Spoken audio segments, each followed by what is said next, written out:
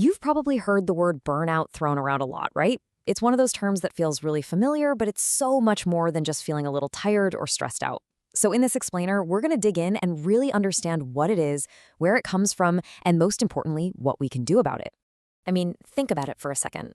Have you ever had one of those periods where the thought of work just fills you with dread, where you feel like your tank is completely empty and you've got nothing left to give? That's the feeling. And the big question we need to ask is that just stress, or is it something deeper? Well, to get to the bottom of this, we've got to look at what the experts say. The World Health Organization has a very specific term for it, an occupational phenomenon. Now, that sounds a bit fancy, but all it really means is that burnout is a direct result of chronic, long-term stress from your job that just hasn't been handled well. And what's really key here is that it's not considered a medical condition. It's a specific response to your work environment. So to really get a grip on what burnout is, we first have to separate it from its close cousin, stress. They're related for sure, but they're not the same thing. And there's this fantastic analogy that I think makes it super clear, the idea of drowning versus drying up. Here's the core of it. Stress is a feeling of too much. You've got too much pressure, too many demands, too many things on your plate. You feel like you're being swamped. Burnout, on the other hand, that's a feeling of not enough. Not enough energy, not enough motivation, not enough care. You just feel empty, hollowed out. This quote just hits the nail on the head. Imagine you're drowning in responsibilities. That's stress. It's frantic, it's urgent, there's a lot of emotion. But then imagine being all dried up. That's burnout. It's a quiet, empty exhaustion. That's such a powerful way to frame the difference, isn't it? Okay, so if that's the difference, what does burnout actually feel like in your day-to-day? Well, researchers have broken it down into 3 core components or dimensions, and understanding these 3 is really the key to being able to spot it. So yeah, 3, that's the magic number here. Burnout isn't just one single feeling. It's a syndrome, a collection of 3 distinct experiences that kind of feed off of each other. First up, you've got exhaustion. And listen, we are not talking about the kind of tired you feel after a long week. This is a deep, bone-deep fatigue. It's a feeling of being completely depleted, both physically and emotionally. It's the kind of tired that a good night's sleep or even a weekend off just doesn't seem to touch. The second dimension is cynicism. You might also hear this called depersonalization. This is when you start to feel this growing mental distance from your job. Maybe the work you used to love now just feels irritating. You might feel detached from your colleagues or find yourself becoming more negative and cynical about everything.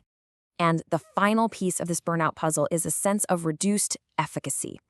This is that nagging feeling that you're just not good at your job anymore. You start to doubt your abilities, you lose that sense of accomplishment, and you feel like no matter how hard you try, you just can't be effective. So, okay, if that's what burnout feels like, the next logical question is, why does it happen? And it's so easy to fall into the trap of thinking it's a personal failing, right? Like, I'm just not tough enough. But the research tells a very different story. And this right here, this is a huge, huge mindset shift. Think of burnout not as a problem with the person, but as a signal from the environment. It's a red flag. It's the canary in the coal mine, telling us to look at why people are struggling, not just pointing a finger at who is struggling. So what does that signal point to? Well, it usually points to some pretty common workplace issues. Things like a workload that is just consistently impossible to manage, or maybe a total lack of control or autonomy over your own work. It could be feeling like you're being treated unfairly, having no idea what's actually expected of you, or working in a place with zero social support. These are the conditions where burnout loves to grow. You can actually boil this all down to a pretty simple formula based on something called the job demands resources model. Basically, burnout happens when you have super high job demands, but really low job resources to help you cope.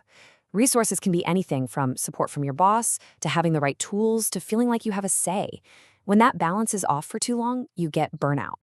All right, so we've spent a lot of time talking about the problem, which is kind of heavy. So now let's shift gears and talk about the solution. Let's talk about recovery, because healing from burnout and getting that sense of well-being back is absolutely possible. A really helpful way to think about getting back on your feet is this 3R approach. First, you have to recognize what's going on. That means being honest with yourself and acknowledging those warning signs. Then you work to reverse the damage. This is the active part, seeking support, learning to manage stress. And finally, you build resilience for the future by taking care of your physical and mental health. Okay, so that's the big idea. But what does that actually look like in real life? What can you actually do? Let's turn that framework into some concrete, practical actions you can start to think about. These steps might seem simple, but they are so powerful. Think about it. To fight that deep exhaustion, things like getting enough sleep and moving your body are non-negotiable. To push back against that cynicism, you've got to connect with people and seek support. And to rebuild that sense of efficacy, you have to get clear on your priorities. And this is a big one, get comfortable setting boundaries and just saying no. And you know, all this talk about recovery leads to this really profound idea. Sometimes the biggest and most powerful act of self-care isn't about adding another yoga class or meditation app. Sometimes it's about subtraction. It's about knowing when it's time to let go of something that is just not working. All right, as we start to bring this all together, let's just zoom out for one last second and look at the real big picture here, because there's a crucial piece we haven't fully touched on yet. Look, all of these self-care strategies are fantastic. They're essential. They're your lifeline. But, and this is a really big but, they often aren't enough on their own. You can't just take deep breaths to fix a toxic work culture. If the fundamental problems in the work environment don't change, then individual efforts can feel like you're just bailing out a sinking ship with a teaspoon. Which leaves us with this one last really important question to think about. When we see burnout, is it a signal that we as individuals need to fix ourselves, or is it a signal that our workplaces need fixing? And the truth is, it's not an either-or question. The real answer is that it has to be both. It's a shared responsibility. Thanks so much for joining me.